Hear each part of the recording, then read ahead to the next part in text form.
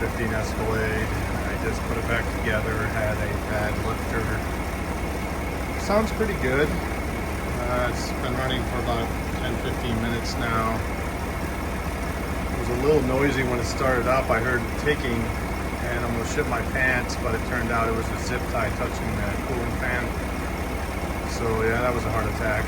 But overall, I mean, it's not like brand new quiet, but it's pretty decent.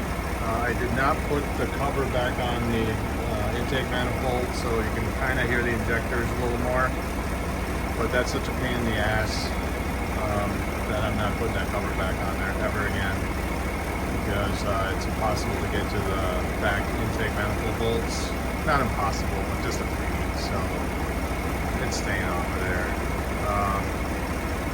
So it was cylinder number 2, exhaust valve lifter on that cylinder was bad, and then you can look at some of the other videos where I show that.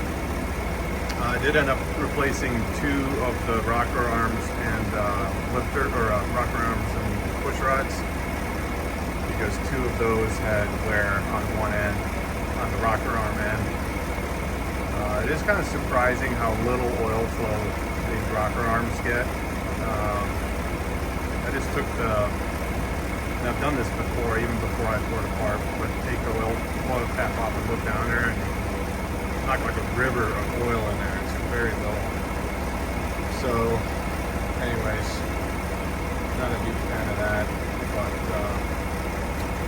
we'll see how long it lasts. You know, I didn't replace the cam. The cam did have some wear on it, for sure, but this thing's got 240,000 miles. The engine has 170K on it. So, you know, probably should put a cam in it, sure, but next time.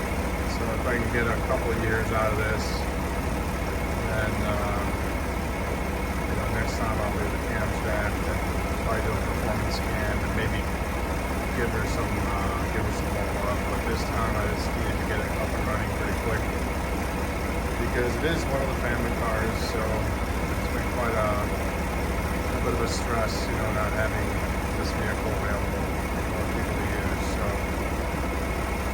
we'll see. Wish me luck. Hopefully it goes well. Thanks for watching, and